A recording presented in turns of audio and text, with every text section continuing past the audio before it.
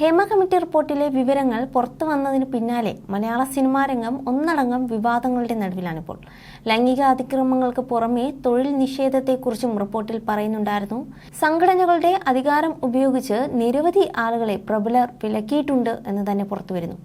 ഇന്ന് Hema committee report പുറത്തു വന്നപ്പോൾ അമ്മ സംഘടനയ്ക്ക് നേരെ വ്യാപക വിമർശനമാണ് ഇപ്പോൾ ഉയരുന്നത്.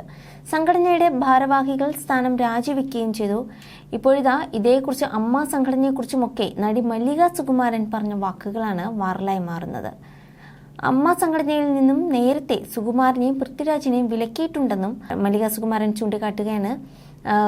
പൃഥ്വിയെ വിലക്കിയിട്ടുണ്ട്. ഇന്നത്തെ പേരുകളിലുള്ള 2-3 പ്രബലമായ രീതിയിൽ അന്ന് മുദ്രാവാക്യമൊക്കെ വിളിച്ചു. 2 പടങ്ങളിൽ മാത്രം അഭിനയിച്ച ചെറുപ്പക്കാരനാണ് അന്ന് പൃഥ്വിരാജ്. ഓസ്ട്രേലിയയിൽ പഠനത്തിന് 2 വർഷത്തേക്ക് വരാൻ പറ്റില്ലെന്ന് എഴുതി അയച്ച് വീട്ടിലിരിക്കുന്നു.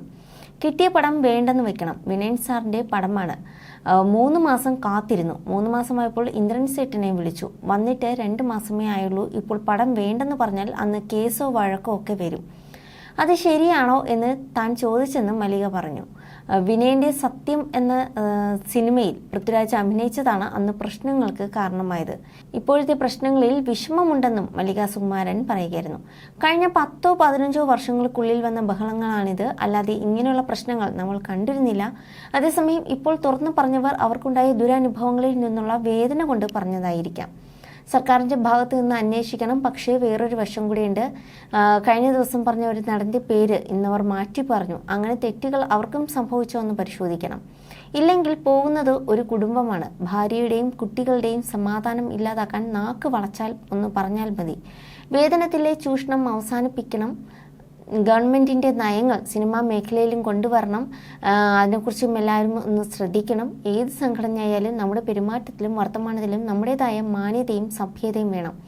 ഇതൊക്കെ നന്നായി ഉപയോഗിക്കാൻ കൂടി ശ്രദ്ധിക്കണം. അല്ലാതെ ചുമ്മാ കയറിയിരുന്ന് വല്ലതും മൈക്കിൽ പറഞ്ഞാൽ ശരിയാവില്ല.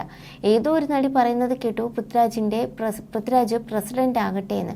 കുറേ കാലമായി അവർ ഇതുമായി സഹകരിക്കുന്നുണ്ട്. ഇതുവരെ തോന്നാത്ത സ്നേഹം പെട്ടെന്ന് തോന്നാൻ എന്താണ്? കുറ്റം പറയുകയല്ല. പക്ഷേ പൃഥ്വിരാജ് അവൻ്റെ ജോലി ചെയ്ത് ജീവിക്കട്ടെ. ഒരുപാട് വലിയ നടന്മാരുണ്ട്, അവർ ഭരിക്കട്ടെ എന്നുമൊക്കെയായിരുന്നു മല്ലിക സുകുമാരൻ വ്യക്തമാക്കിയത്. You're watching me and you're watching me on metromatney.com. on metromatney.com.